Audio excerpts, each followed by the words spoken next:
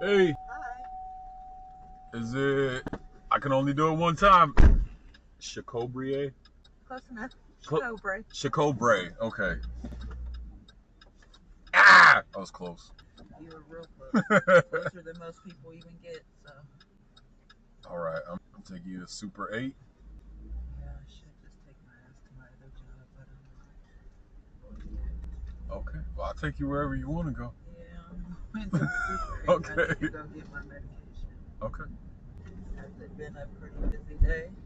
A little busier than yesterday. Like yesterday was real slow, so yeah, it's better today. How's your day going? Oh, my day would be great if I actually got some decent sleep and that I wasn't like 20 minutes late to work this morning. Oh yeah. Yeah, my son is ruining my sleep like right now. He is. Yeah. How old is he? 5. Okay. Yeah, that's his job right now is to. Yeah, well, he's been up all night like the past week or so. Yeah. And so, pardon me, it's just like never ending. Before I was taking my medicine, I would be up all night. My insomnia schedule, Okay. and that is a problem. Okay. I'm no longer on that schedule anymore. Okay. So, So you have insomnia, and that's what you're taking medicine for? Yeah. Okay. And so it's like crazy times, and now he won't sleep, and I'm just like, and then I'm running in between all these jobs, and I'm like, I need a nap somewhere. Yeah. Like, Yeah. and if it's cutting into my nap, and I can't, I'm just not gonna be a good person. I Today I don't feel like a understand. good person. I completely understand. I'm like, I don't have it today. Whatever Yeah. it is I need to have, I don't have it. Yeah. How long did you have insomnia? I've had it about as long as I've been in this. Well, I only developed insomnia from my depression. Okay. And when my depression got real bad, I stopped sleeping. So when I got on my anxiety and depression meds, I started sleeping. So that cut my insomnia out. Okay. All kind of things would cause my insomnia. Like if I was obsessing over something, I wouldn't sleep. Or if I was worried about something I needed to do, I wouldn't sleep. It would just be all kind of different things. So I think I just at some point gave myself insomnia. Okay. Just worrying and stressing. Oh yeah, always. Yeah. I don't mean to ask you a bunch of questions. Get on Oh in no, your you're business. fine. You're perfectly fine. Yeah. I don't mind talking about it. I mean, anything that gets out that can help people, Yeah. I'm always advocating for, because a lot of people don't realize how hard it is to speak on depression and anxiety. A lot of people that suffer from it, Yeah. a lot of people that deal with it, like I'm a high functioning depression person, so Okay. like So you just grit for your me teeth and it's just like go through 10 times worse, because like literally I'm one of those people that you could ask me on any given Sunday how I'm doing, and I'm gonna tell you every single day of the week I'm fine, but behind closed doors I'm crashing out. Okay. Like literally crashing out. Yeah. So I think it's just it just depends. Like people have to realize that it's a very hard subject. People don't like to talk about their lives. People don't like to tell people they're in distress. Like it's just, well, in this day and age, it's not a comfortability thing anymore, because people just, everything is just a judge factor. Everybody judges you for everything. Yeah.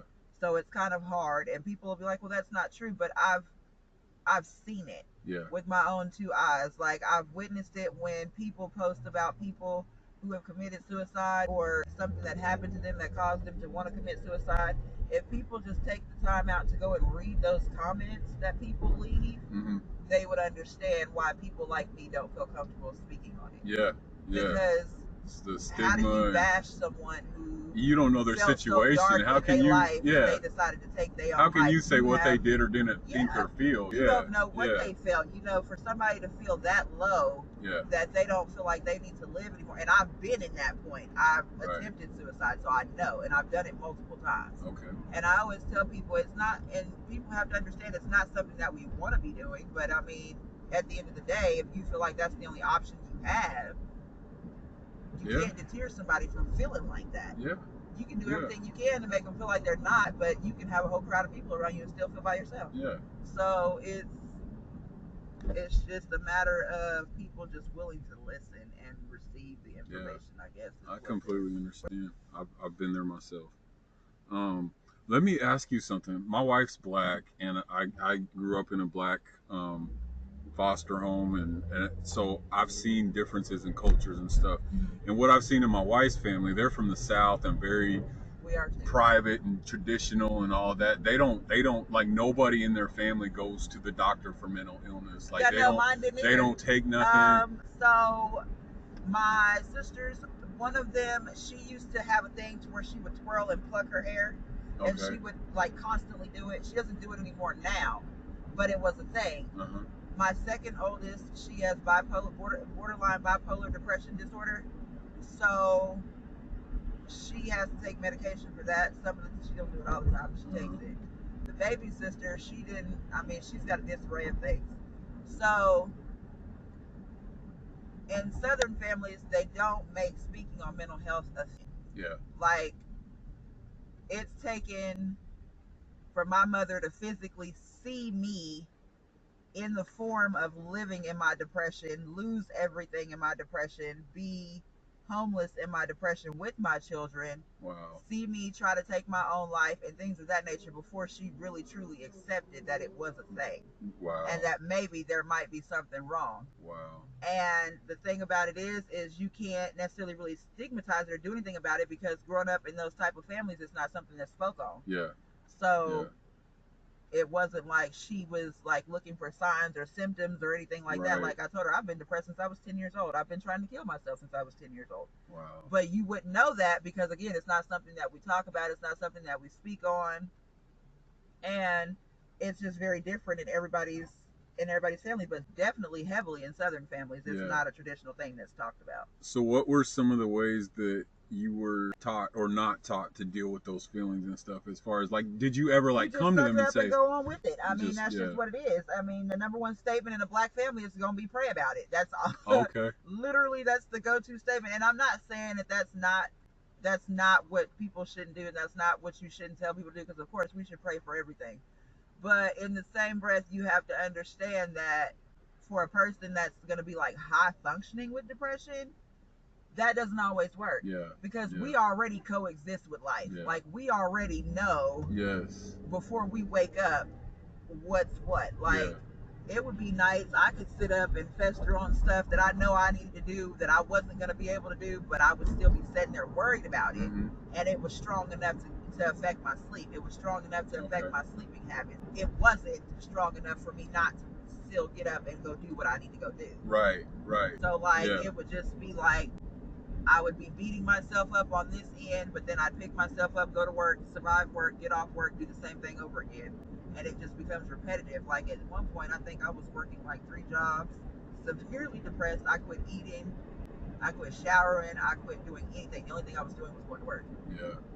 And then do you eventually like crash in that situation? And then at that point, I woke up one day and was just like, I no longer have the need to live, and I wanted to walk into oncoming traffic and just let a car mow me down. Yeah. And it's just crazy to feel like that, because people do not understand it. Like, unless you're dealing with it, you won't understand it.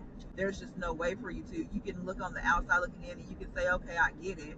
But until you've actually felt those feelings for yourself, you have no clue what it's like to just be sitting there in that moment. Yeah. Like, it's completely insanity. And everybody's like, oh, there's no way you can just up and decide to leave your kids. But it is. Because people don't understand. Sometimes that's just a motivating factor. Like, I tell people all the time, I love my children beyond myself. And I would never do anything to want to cause them any harm or hurt or want anything hurtful to come to them. But you do get to a point to where even being alive for your children is not enough anymore. Yeah. Back in the day, it used to be that was motivation enough, but now in this time and day and age, it's not. It's not as easy to live in this world as it was back in the day. That's true. Now everything is social media. Now everybody's judging you for everything. You're not allowed. You can't have one bad day and vent about it, because the first thing they tell you to do is just suck it up, and that's crazy, because you shouldn't tell somebody that. Like, everybody's not able to do that. I'm sorry. Everybody doesn't handle things the same way, and I think people just don't process that. And like, now a lot of my family, they kind of overlook it, or you know, like I isolate. Okay. So if people don't hear from me, they have to call me to figure out what I got going on. Like Okay. I isolate badly. Yeah. Like I'll disappear. Yeah. I won't disappear off the job, but I'll disappear from people.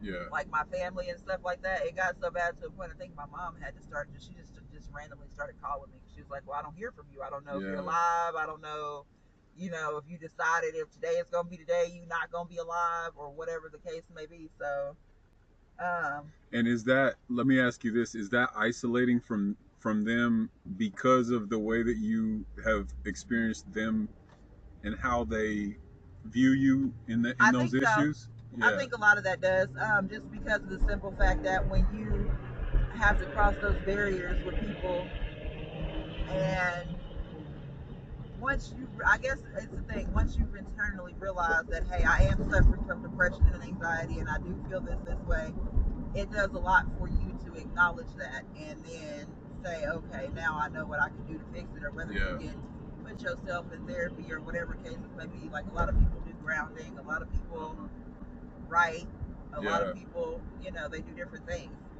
I, on the other hand, try to use everything that I humanly possibly can, because, like I said again, I'm high functioning, so it makes it harder for somebody like me. What are some of the ways of handling that you found work best for you?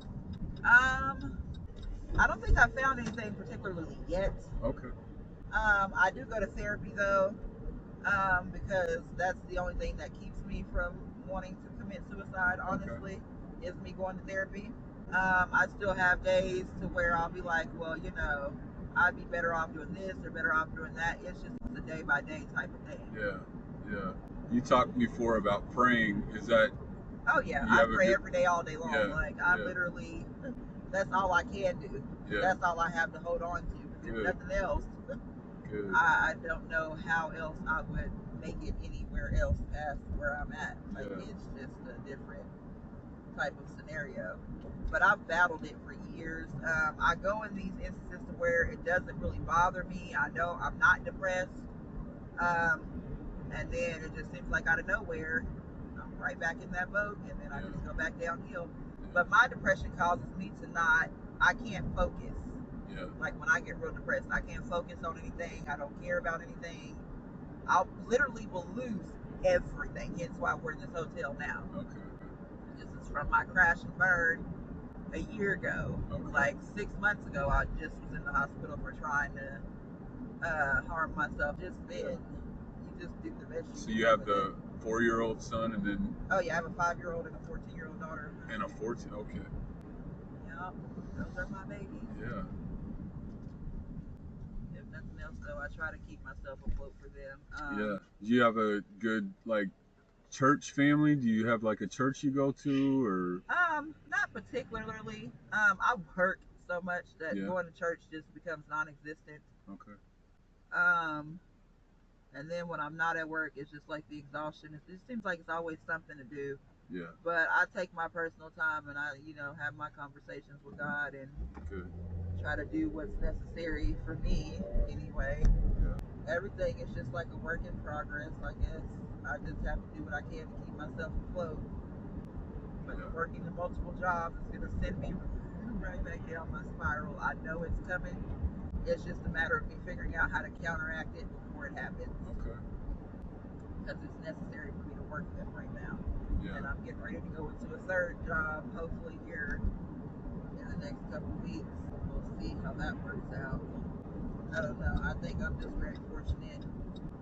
I just don't give up on myself. But that also steers a lot of my depression, because I feel like I'm not allowed to. If I don't go to work one day, or if I can't do something one day, or if I got to be down for a day, it's a lot of things that just don't get done. Yeah. Because it's just me. You carry that by yourself. Yeah. And that's a lot. That weighs heavily on me. So I'm always like, okay. Yeah, that's a lot. So some days I don't always have it, and on the days I don't, I try not to talk to people. I try not to be aggressive. Yeah. Because a normal person's level of upset, mine is already times 10. So I just try not to do anything. hopefully my son will be asleep because I'm not going to leave here until after 3 o'clock. So I would like to see if I can catch him back sometime.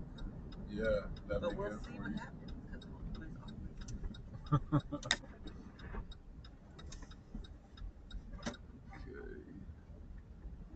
If you want, you can either go on this side and let me out on this side. This side? Uh-huh. Okay. There's a door down on that end.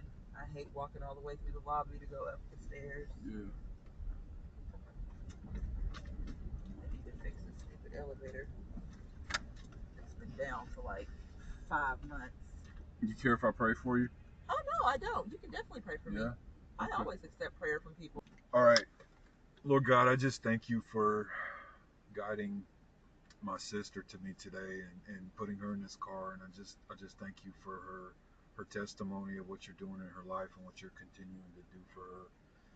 God, I just ask that you would hear her cries for help and for peace and for rest. And God, I ask that you would put your people around her to support her and help her, however that looks. God, I just ask that you would just instill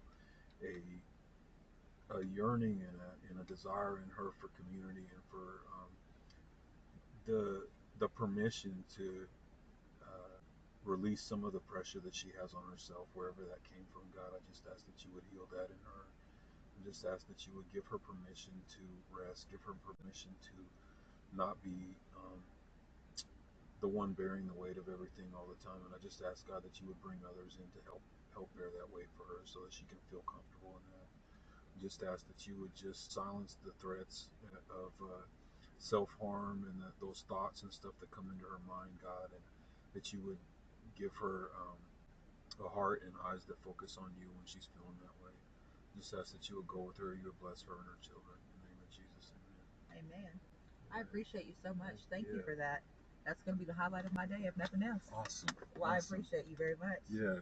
I'm glad that you just got in and just felt like yeah. I'm a little putting it all out there. It's all good.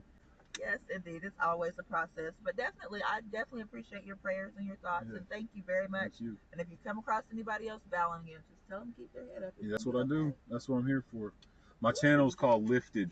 I will look for it. Lyft and then 'D. Gotcha. I'm on TikTok and YouTube. I am too, so I will definitely check that out. Cool. Because I always follow people's stuff. Okay. Anyway. And I'll share it too. All right. Thank you. Yep. I think I'm locked in. Oh, sorry. No worries. Have a you have a good day. one. Take care of them babies. Oh, I will do. All right. Bad, but I'll do it. Okay.